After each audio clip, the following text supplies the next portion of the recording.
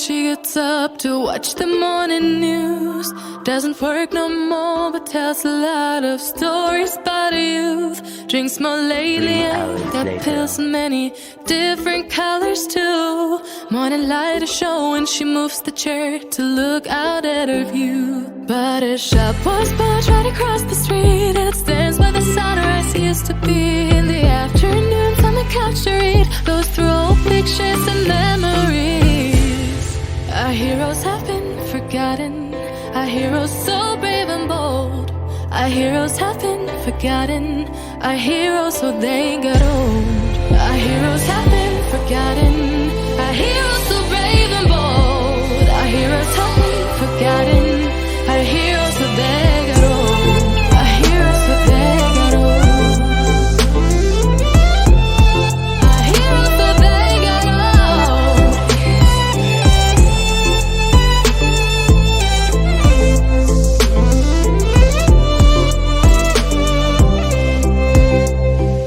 Smiles they fade because her daughter only visits once a month.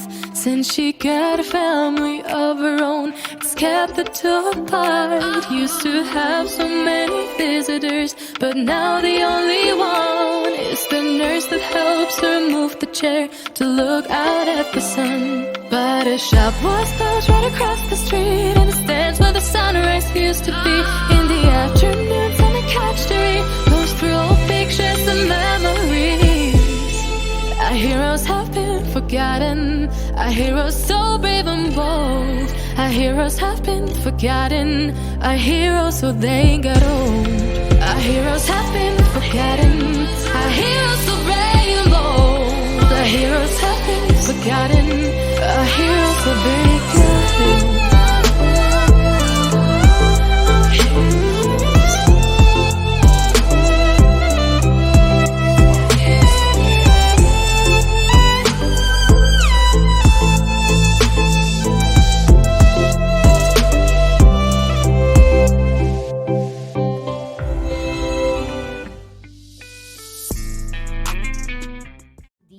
This conference would not have been a reality without the collaborative efforts of all our partner entities and the different men and women behind these organizations.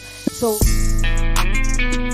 salamat sa lahat ng mga sumuporta sa ating pong IPEC or International Ethics Peace Education Conference 2022. Kasi kung wala po sa inyong suporta o sa lahat ng mga sumuporta nito, katulad ng AUSN, ng CES Mindanao, ng HWPL per se, at ng Ordineta City University, hindi maging successful ito.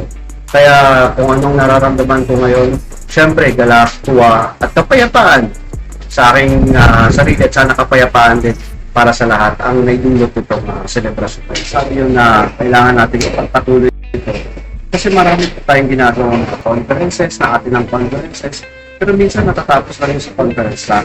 Pagkatapos, pagka-uwi natin sa bahay, ang katanungan doon, ano na ang application ating, or ano na na-apply natin sa nating conference. So sa akin, ang challenge na ito is talaga very challenging siya kasi nasa nabanggit ko kanina, from idea to actual, or the content to the reality. Kasi pag uwi natin sa bahay, kailangan natin isabuhay na ito. Paano? Siyempre yung mga papers na pinag-set natin, yung ating mga plenary na narinig natin, pwede natin apply ito. Paano natin i-apply? Sa ating pamilya, sa ating komunidad, sa ating mga kapitbahay. So kung ma-apply natin ito, then that will be the concrete realization of this program.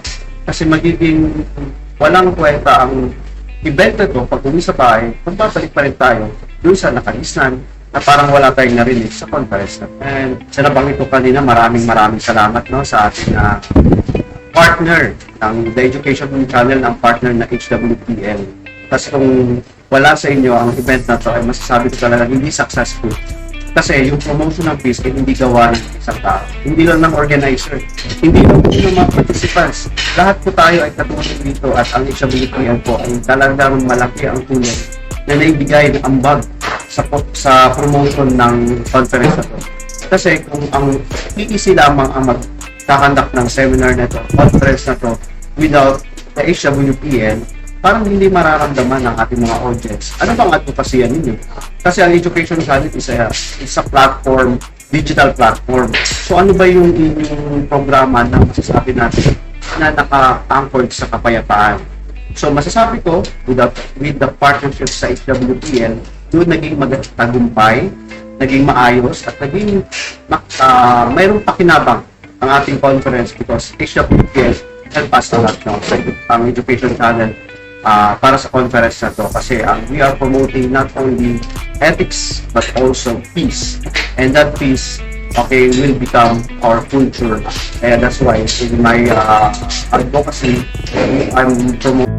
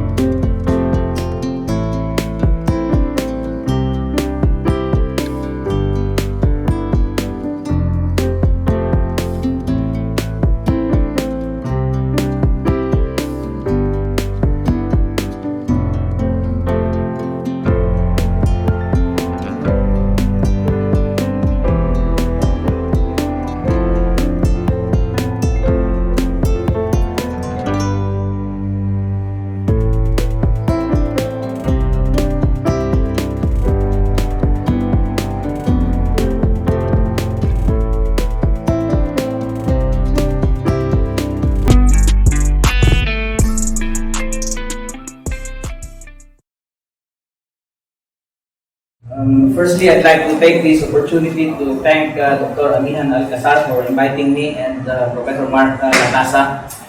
You have been very generous and kind. I am honored to be a part of this Peace Education Conference. I will begin with a short statement. We live in a violent world.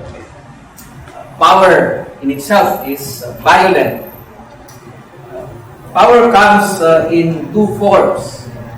This violence may be seen as something that is obvious, for instance, violent extremism, and the violence also comes as something that is latent, something that we do not see, something that is discrete, and this is present in the manner by which the state might coerce people on the basis of rules, policies, and laws. And this brings us to a very complex question. So, is peace something that is achievable?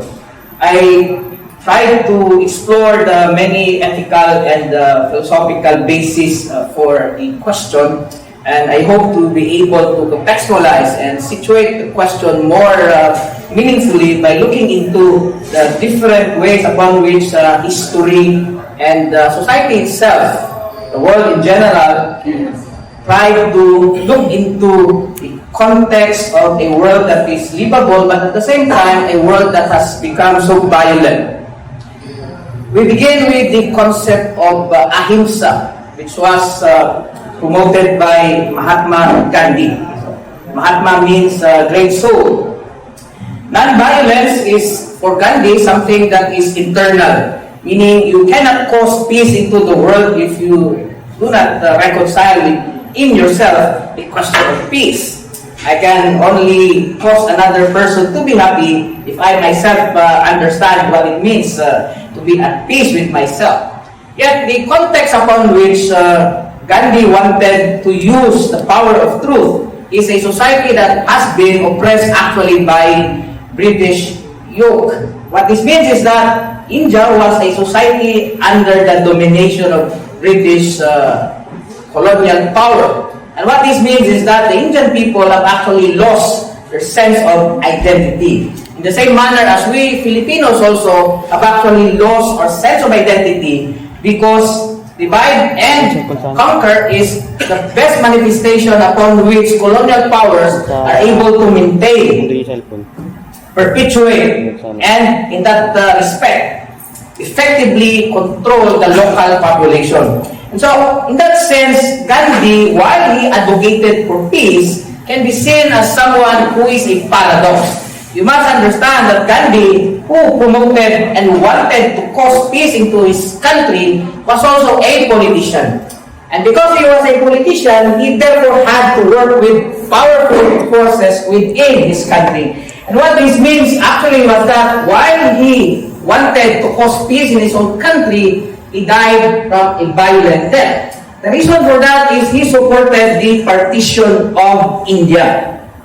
And the Hindu nationalists thought that he betrayed India by wanting Pakistan to separate from the mainland. Now, what Gandhi really wanted was simple.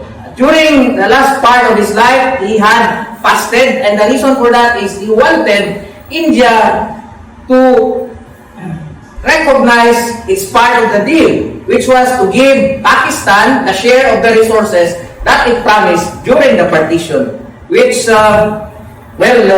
sadly, India did not want to do. And so as a result, he became a victim of a conspiracy that wanted to unify a country, but at the same time actually kill its most important citizen. Now this brings us to another context, Buddhist peace. I believe that we as a people want peace in ourselves, in our societies, in the world. And so there are various ways upon which this can be expressed. One of such is, of course, the teachings of the Buddha. What did he actually teach? He mentions that we live in a world that suffers. But he also mentioned that there is a cause to that suffering. And to be able to do away with that suffering, you have to understand its cause, which is our attachment to the material world. Now, if we are so attached to the material world, why do we enjoy, for instance, the comforts and luxuries of, say, capitalism and consumerism? Why do we use gadgets and technology for that matter? And the reason that being is simply that we cannot actually do away with these things. And so what does Buddhism teaches us? It teaches us to be one with nature, to live in unity with nature. And that means to understand the human being as someone who is an integrated reality. Now what that implies primarily is we have to scope capitalism. We have to do away with consumerism. Because these are the things that drag us to a kind of life that is materialistic, meaning it's a question of values. If we value material things more than we value human beings, then we cannot get that assurance that we can actually be happy. Because things, in terms of the hierarchy, for instance, of values, even if we follow St. Thomas, they are at the lowest part, and yet people give more importance to material things more than the presence of persons. For example, a handsome man and a beautiful girl. So let's use handsome and beautiful as an example, so that we are not discriminating against people, Professor. They are at a cafe, Starbucks for instance. Okay? Now, the moment they meet there, they will not be talking about each other. They'll be manipulating their gadgets. So what is the value of the presence of these two people together? It has no value. Why? Because they will be controlled by their gadgets. Now we think that we are controlling and manipulating these gadgets.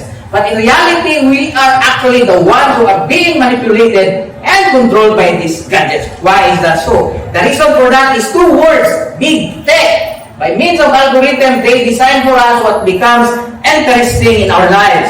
I have a student, she posts a lot of profile pics on Facebook, and I told her, why are you posting profile pics every day? There are not even 20 likes for each profile pic.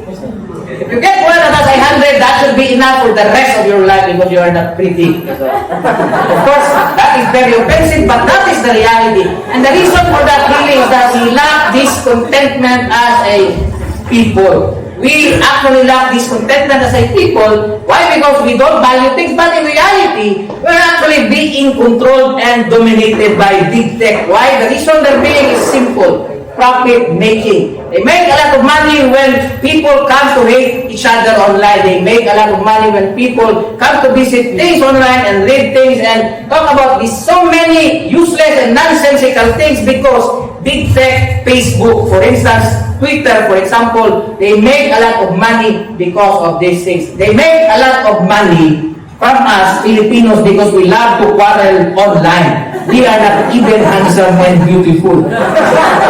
Now, this brings us to a third question.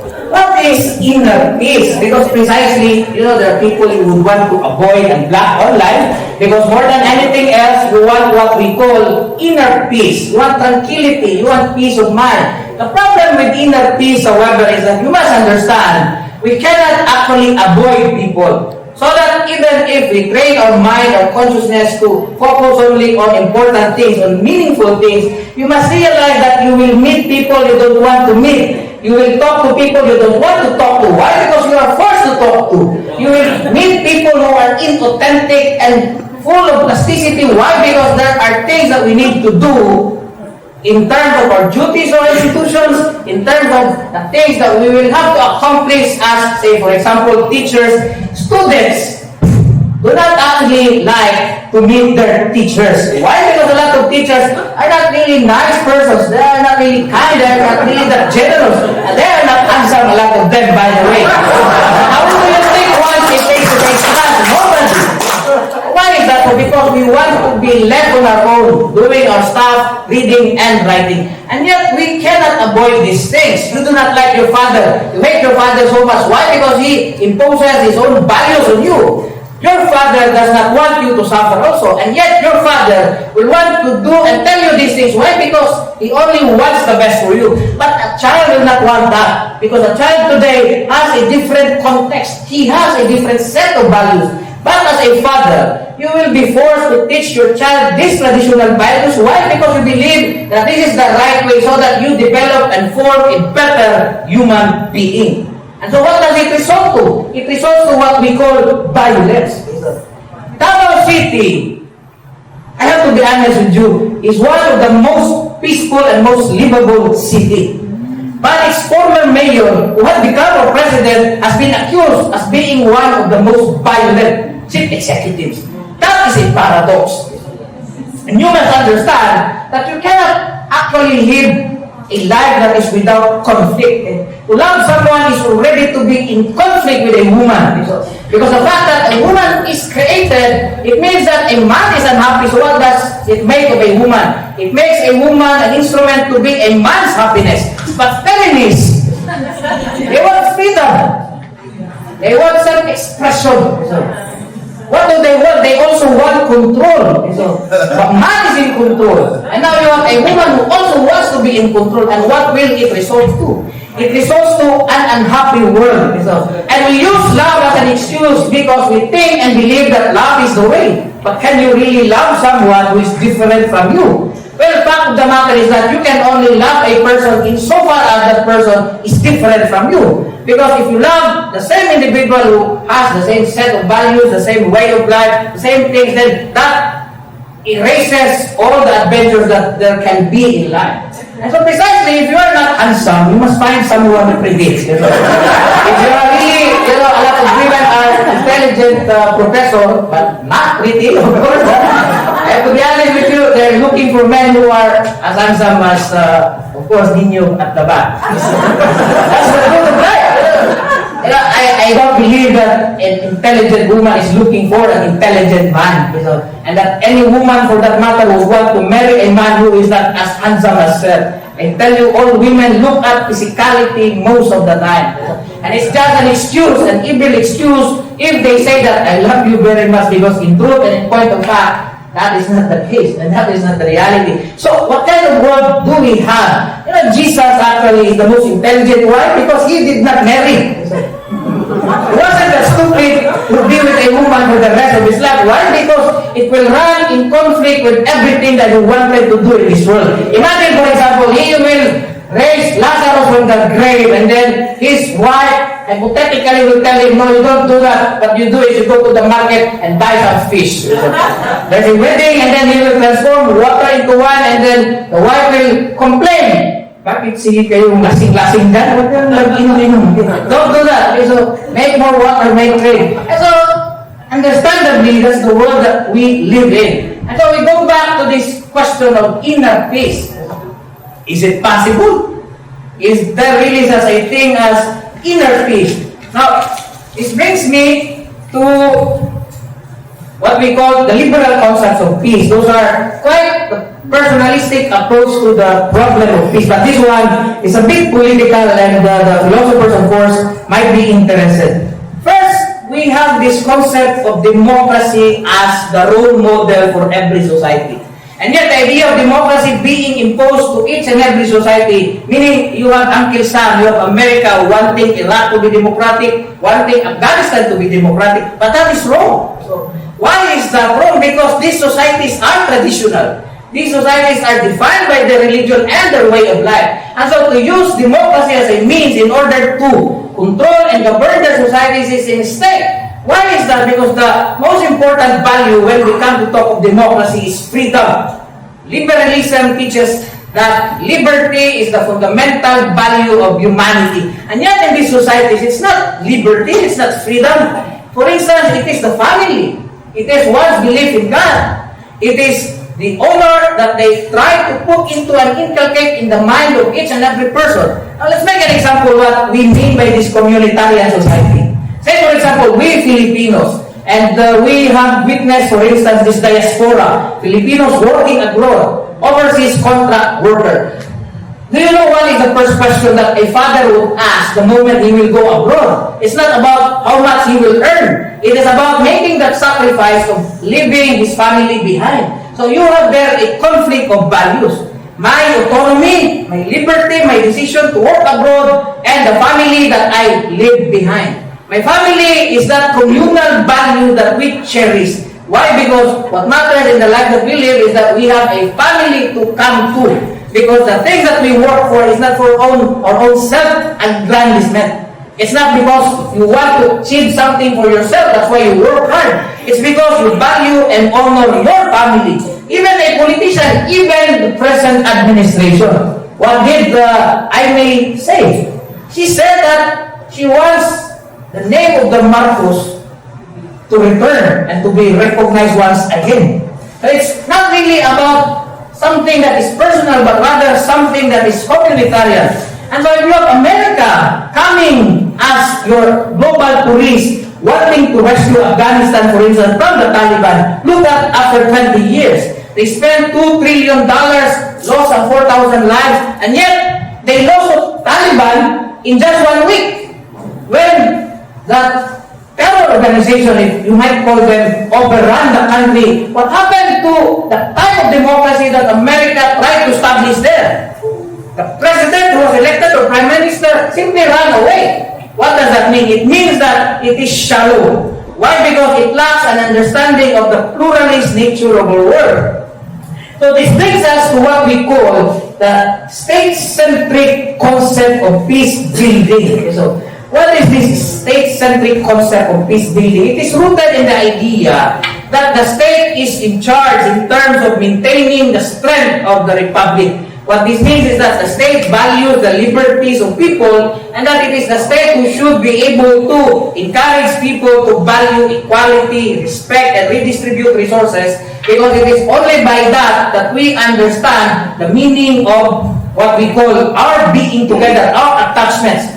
And this is rooted in the philosophy of Hobbes. What does that mean? It means that we only protect the interests of our fellow citizens. Why is that so? Because it is anchored in the idea of sovereignty. So, what is this idea of sovereignty? It is rooted in the idea of political association. It means that we share our culture, we share history, we share tradition, we share, for instance, religion, and it is for that reason that we try to establish and create a society. As against liberalism, the concept of liberalism is something that is rooted in what we call ideal theory. And what is that ideal of a society? It is a society that respects human freedom. But in a society, however, that is communitarian, such as Afghanistan, a society that is rooted, for instance, in Islam, such as Iran, you cannot do that. Because you cannot force values on people. People embrace values on the basis of their own political attachments. And so this brings us to the third concept I'd like to share, cosmopolitan justice. What is cosmopolitanism? Okay? on cancer, on perpetual peace, he said that the basis of equality shouldn't be citizenship. Now, what is citizenship? Citizenship means that I owe something to the state as a part of this associative relation. And the state, for that matter, owes the citizen something in terms of the resources, in terms of the advantages, and in terms of how you can share the goods of society that is produced within the society. And what that means, therefore, is that the American does not owe any obligation to the people in Sri Lanka. It means that the Japanese does not owe any obligation to the people of the Philippines. Why? Because on their own, as a society, they have established and developed their society on the basis of their capacities, histories, and abilities. And so this brings us to the question of cosmopolitanism. So cosmopolitanism means that we are one society, one world, meaning to say, it's not citizenship, but the fact that there is that universal value that we cherish. And what is that universal value? The fact that we are persons. However, in the real scheme of things, when we speak of global trade policies, when we come to think of the socio-political order and the hegemonic order of the world, that's not the way it is. They do not see people on the basis of their person. They see and value people only on the basis of citizenship. That is why America will not easily grant refugee status to somebody who is a victim in Afghanistan. It is for this reason that Germany will not easily and cannot allow easy access to people, for instance, in Syria, even if there is great violence in Syria. The reason there being is that we are always protective of our own kind. And that is understandable. If we come to think, for instance, of vaccine nationalism, so we have this question, why can't the first world immediately distribute the vaccines? Well, the first world, for that matter, the United States, Germany, and England, for example, they invested, they developed, and their researchers were the ones who crafted and designed these vaccines. And so therefore, they will say that rightfully, their citizens should be the first to use these vaccines, so that the third world, before COVAX, had access to these vaccines only lately. Now, what is the reason for that? Is that a sense of nationalism that is at work? No, they are simply protective of what they call their national interest. It is for that matter also that when we come to speak about say, this problem in the West Philippine Sea, you have to understand, okay, so, that what we need to protect is the security of our people first and foremost. Because these people who campaign that we should fight the Chinese to protect our dignity, these are the first who will actually run away should there be conflict in that area. I believe that we have to be pragmatic about politics. There's a value to ideal curing. When you see Nino, for example, you see the ideal of a young man. But when you get married, you realize that because a wife turns into a monster, that handsome young man will also become his own monster. Because you cannot fight a monster unless you become a monster yourself. That's what Nietzsche teaches us. So this brings us to what Juichiro Tanabe, a Japanese scholar, calls the four models of peace. And in this way, you can easily understand what is the meaning of peace. The first is what he calls the basic needs model. So if you talk about peace, for example, there are these things that we call peace negotiations. Okay? And what must be guaranteed in these peace negotiations? What are these people asking for? They're asking for what we call self-government rights.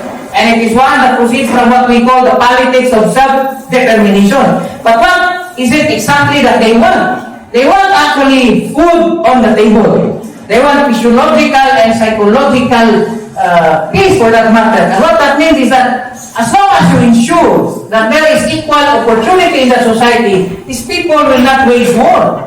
These people wage war against their governments because they feel deprived. They feel denied of the opportunities and they feel that their rights have been assaulted insofar as only the majority is able to enjoy the resources of society. So unless you are able to deliver and bring to them what you call the basic services, you cannot guarantee that these people will surrender and participate in what we call the broader nation building. The second aspect of peace is what you call structural peace.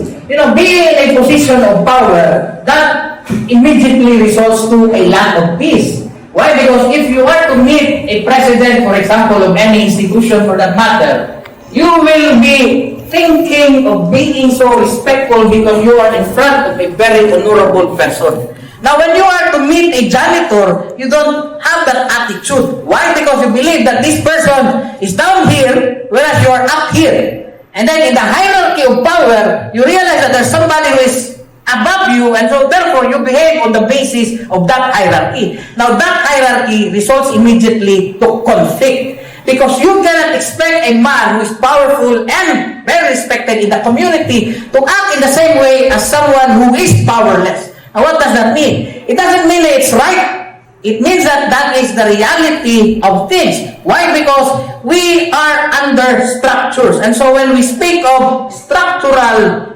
peace, therefore, structures, positions, systems, they undermine people. They, in that regard, abuse the freedoms of people. Why is that so? Because you are expected to greet someone who is above you, but you are not expected to respect someone who is below you. But the problem, however, is the hierarchy. It's not the problem that comes from, say, your attitude against people. It's because of the fact that there are systems and there are, for example, the rule of the majority. You think the rule of the majority is always just? It's not always just. The fact that it is, the rule, is only a result of what we call systemic and structural injustices. Because it is always the majority that decides. So that even if the minority is right, but because it is the majority that decides, then there's nothing that you can do about it. Now, what does that mean? It means that there's something that you cannot change in terms of these principles. What are these principles? You call them procedural justice. There is substantive justice. And what does that mean? So, for example, your child is sick and you ask somebody from DSWD for help, but it is already 5 o'clock in the afternoon. There is nobody to sign up. What will you do? Will you return the next day to get the benefit from DSWD? By the time you do that, your child is already dead. So what are you supposed to do? Of course, you choke this DSWD person so that she signs and releases the benefit for your child, because otherwise, this child will die. That's the difference between substantive justice and procedural justice. Procedural justice is valuable insofar as we live in an ideal world. But in a world such as ours, wherein there is always like an imbalance, uneven systems, and a lack of equality among people, then you have to understand the attitude of some people. They do it not because they are unjust. They do it because they believe that they are entitled to something that has not been given to them. And it is for that reason that you have political upheavals. It is for that reason that Gandhi had civil disobedience. Because a law, for that matter, is not just if it does not benefit everyone. So that if a law, therefore, is unjust, it means that it can, in a way, favor only a select sector of society, but it is unfair to another sector of society, then that law can always be questioned. So yesterday, we had a talk with the Commissioner of CHED. I told him that, ROTC isn't meaningful. So, why? Because you carry wooden rifles. How can you fight the Chinese with wooden rifles? Of course, he said, I beg to disagree, there's discipline. I understand. So, but you must understand that he is CHED commissioner. We have to agree. So, if we really need to look into this issue, we have to ask the real stakeholders. We have to ask the students, do they want it? Otherwise, there is no meaning to the things that we do if we do not follow what we call the democratic process, because it will appear as something that is imposed. And well, that is misspeaking, because this will be put in public without putting any actual position on the issue, because somebody from CHED might listen to us. The third model introduced by Tanabe is what we call the epistemic model. So, this is a question of identity. The epistemic model has something to do with our worldviews. Okay, so what is the right worldview? So, I tell my students, you're very talkative on Facebook, but during oral recitation, you do not say anything. So you love Lenny very much, but when we talk online, you have no answer.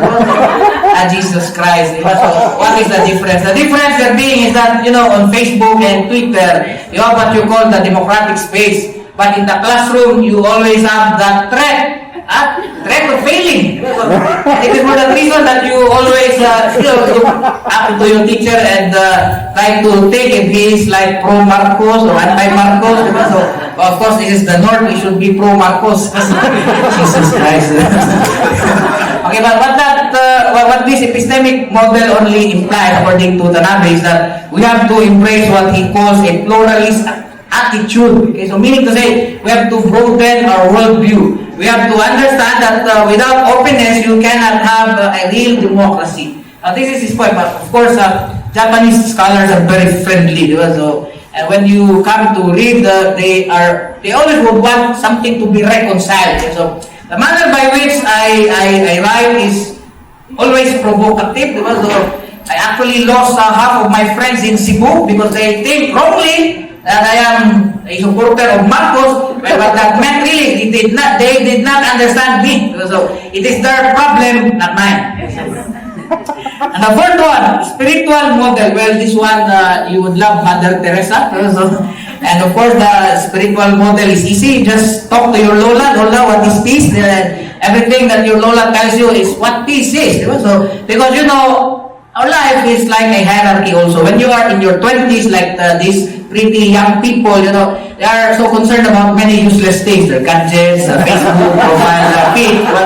When you're 30, you'll be more concerned about your salary. When you're 40, you'll be more concerned about your position in society, meaning promotion, for example, NBC. So when you're 50, well, you're almost dying if you have some vices, so you'll be joining a lot of associations in your parish. So when you're 60, of course, you will return your service to humanity, taking care of the poor, because, well, you will die next year, so what else can you do?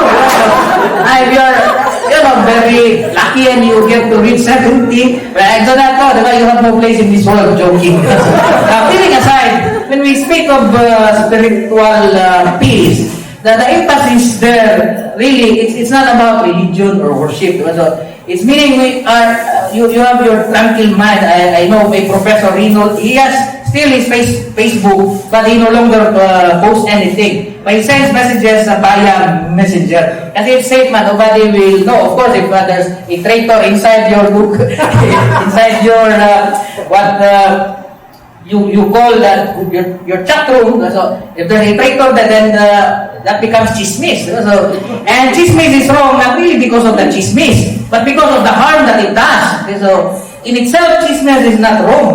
But when somebody tells this person who is being talked about or gossip, then that becomes the problem because the person being talked about will be hurt. So as long as you talk to each other and you do not tell that person, I do not think there's something wrong about that because you're just wasting your time and it will not really harm Nino. But if Nino is told that you have a crush on him and then he tells him and then that disparages the position of Nino's love life, then that becomes a problem. As long as you do not share the chismis, I don't think there's something wrong. If you do not tell, because the person who is a traitor, what he wants actually is to cause an irreparable harm on the relationship between these two people, the person who is gossip and the person who is gossiping. So that is the problem. But when we talk about these things, we always talk about so many chismes in life. Otherwise, how can you get your girlfriend if there's no chismes?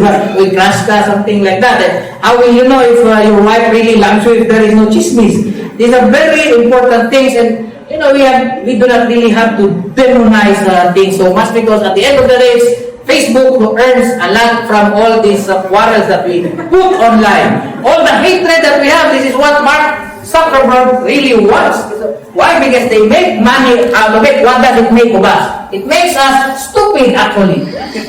And there's no other conclusion that I can arrive at. So we want spiritual peace. So kagaya ng sinabi ng bata, we have to love each other. It's the most important lesson until such time that you get married and you realize that marriage is not about love. It's about pleasing a woman, which is impossible. Sir knows that, of course. And then this brings us to my final point. This one by Johan Galtung. Well, I have been writing this paper actually since Mark reminded me of this conference. And it's soon finished. It's like 5,300 words already. And Johan Galtung had a very interesting say about peace. He says that the problem of peace is about relations. Okay? Kasi if you consider a stone, for example, a stone can always live in peace because it's not related to another stone. Diba? So, it will not be lonely if another stone is put and cast into a building. A tree is a peaceful, Daryl loves to embrace trees. It's a peaceful existing thing. Why? Because the tree does not have to make love to another tree. It can always grow its own. But with people, we have to deal with people. And when you love someone, it means that some other person will hate you for loving the person that he also loves, who also doesn't love him. Because that makes him an object, and that makes you a subject. And this woman, this pretty woman, becomes the object of your affection. And so therefore, what Galtung is trying to say is that peace is about what he calls harmony. So what he calls positive peace is what we call the harmony within society. Now, I'd just like to make a distinction. There's a distinction between what we call structural injustice and systemic injustice. When we talk about structural injustice, it's almost cultural. And what that means is that institutions themselves are and can be a cause of injustice. When we talk about systemic injustice, we refer to practices. We refer to patterns of behavior. So, for example, racial discrimination or racism in America, since it has become like something as part of their culture, you are judged because of your color, then it becomes what you call a structural injustice. Systemic injustice are patterns of behavior, meaning to say, our practices. What are these practices? For example, I just saw on Facebook, there is this professor, he took pictures with the valedictorian and the summa cum laude. I'm not interested in the summa cum laude of the valedictorian. I am interested yung pinakabubo na estudyante na graduate kasi yun ang matalino talaga. Kasi kung you're really intelligent, summa cum laude, what is change that we can expect from this world? The problem with this idea that scholarship is something that you deserve, I remember. We have always been told, okay, you deserve that scholarship because you're intelligent. What if I wasn't that kind of person genetically? Does it mean that someone who has less in terms of competence and intelligence doesn't deserve to live in life? I tell my students, education is something that you must deserve. And you deserve education not because you bought your way to a good school. When you watch a movie, you can actually talk a lot. So, watch Made in Malacanang, you watch Captives, who cares if you kill each other after watching these two movies? Because a movie is all about entertainment. But when we talk about education, it's about your contribution to society. You must understand that it's not actually your parents who pay for your school. You must understand that your parent can afford an expensive school because of an unjust system that prevails in our society. He has employed persons who are only living within what we call minimum wage, and yet they profit a lot from their businesses even if they give this salary to these people whom they consider as part of the low sector of society. So you should go to school. You must attend classes. You must listen to lectures. Students have a lot of alibi, say no connectivity. You're enrolled in Ateneo. Your parents paid 50,000 for your tuition.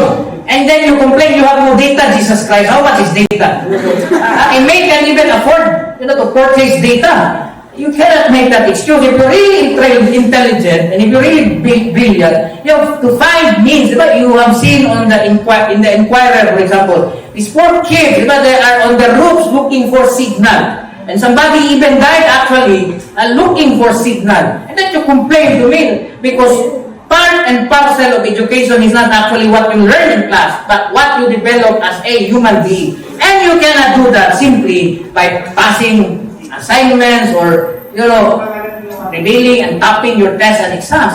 The ultimate judge is actually the formation of your character. While we distinguish academics with non-academics, the real value in terms of effectively educating our people is for them to realize that they have a say in this world. So next time, when you are to take a picture with someone, it shouldn't be kasi if it is the valedictorian, summa cum laude, there are very few people. If there is a war, they will immediately die. So, there are more people who do not agree with you. You have to be with them. Why is that so? Because if you eliminate all these people, you see, a lot of people are actually taking advantage of us is a result of the fact that not really intelligent. You don't have to hire so many people. You just have to hire someone who is intelligent, and that person who is intelligent will make money for you. And for the most part, that is what conglomerates, that is what corporations are doing. They're hiring the best of talents, the best in business. So I'm telling my mga estudyante tayo na parang alam mo kung anong wala itong mangyari sa buhay nila ba. And they're the ones that I actually talk to, so that I get out of my way during that face-to-face part of prior to the pandemic, and I actually talk to them, and I have befriended them. So why is that so? Because these are the real people who will be working in communities, who will be working in SMEs, and these are the real people who will be doing real things in order to change the world. The educated people, where are we? We're here, we're talking. And what are we doing? We're just talking. We're inspiring people, but changing society requires more than inspiration. So you have to do the dirty work. We always complain that those who are in government, those who are in power are not really the best. They are not really the most intelligent. And why is that? Because society, you see, is not about the things that we say. It is something, and even Gandhi said it, you have to live what you preach. And with that, I'd like to thank you for your kind attention. Good morning.